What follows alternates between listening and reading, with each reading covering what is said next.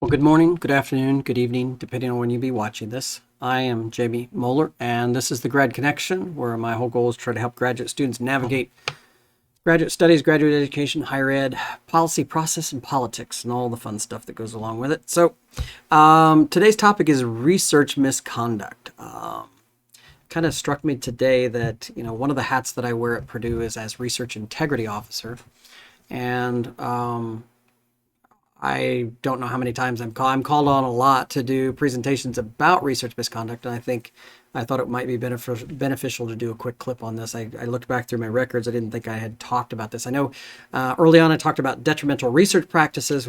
I might have talked about research misconduct then, but I think one now seems appropriate in this research series. So the question is, how does the institution define it? Because every institution defines research misconduct a little bit differently.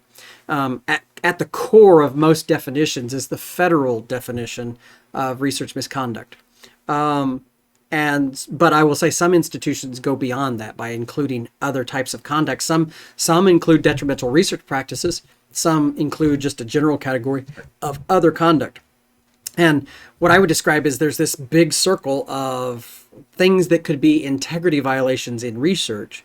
Research misconduct is like the very center of that. It's a very small subset of that. And a lot of times when people bring integrity issues to me as research integrity officer, they get frustrated when they don't, when I can't do anything about it, because it's when it doesn't fall within Purdue's policy. So number one, I would encourage you to get familiar with what is the policy at whatever institution you might be at.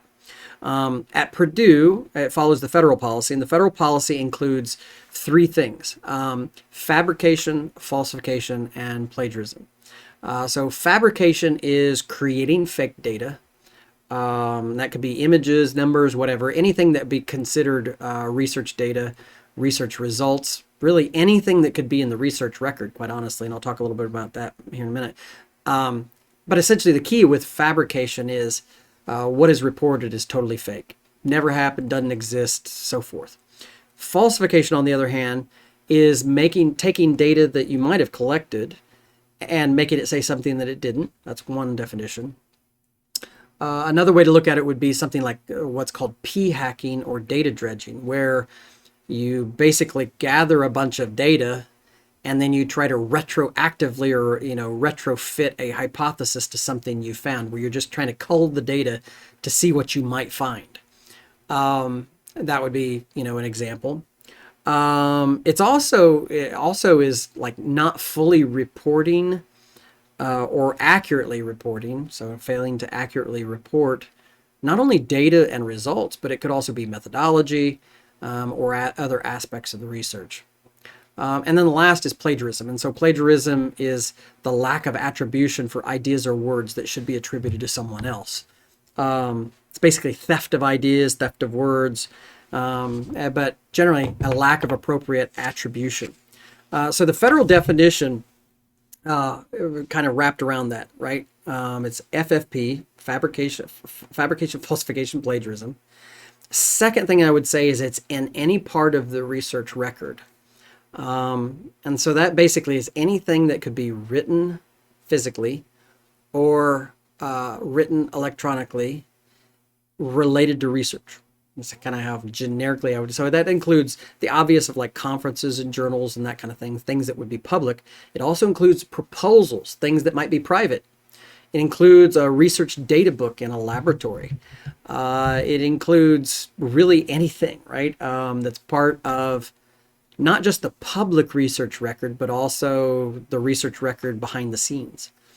So it's FFP, any part of the research record.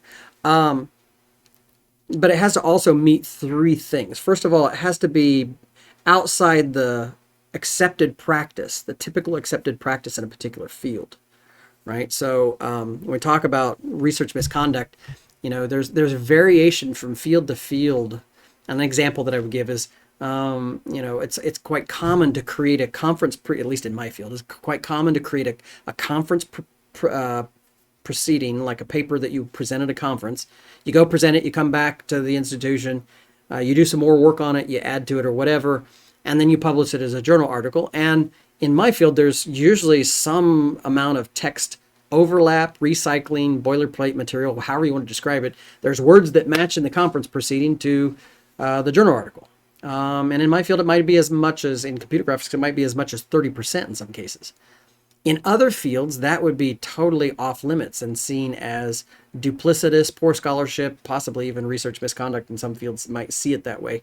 What I would encourage you is to make sure you're familiar with the accepted practices in your field, and make sure that you don't deviate. And if in doubt, ask your major professor, ask somebody in the field who knows the lay of the land and can guide you and direct you. As a graduate student, I would encourage you to not take any liberties at all with this, particularly in your thesis and dissertation, but in general, I wouldn't take any liberties. So it has to be outside standard practice. Second, there has to be culpability. And so in research misconduct, there's kind of like this continuum. On one end of the continuum, you have honest error, or could be called negligence. In the middle, you have recklessness. And on the other end, you have knowing and intentional. For something to be research misconduct, all it has to do is rise to the level of recklessness. It has to be reckless, knowing, and or intentional, right? And it's also contextual. So you have to keep in mind that depending on the situation, something could be seen as honest error, something could be seen as reckless, depending on the situation. And then the third thing is that there has to be enough evidence for an investigation to take place. And for it to be research misconduct, there has to be a preponderance of the evidence that shows misconduct. So it's fabrication, falsification, plagiarism, any part of the research record, right? It has to be a departure from standard practice, there has to be culpability, and there has to be a preponderance of evidence. The policy, the federal policy and Purdue's policy actually excludes a few things. First of all, if it were honest error or negligence, it would be considered not research misconduct. If it's a difference of opinion, or if you're just plain wrong.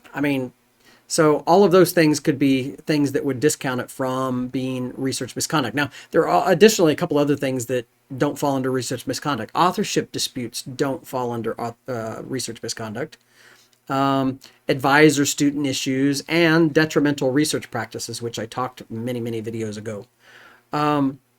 So one of the questions that sometimes comes up when I talk about this is, well, how common is this? Well, studies on it show that it's, doesn't happen very often, but I actually think it probably happens more often than is reported.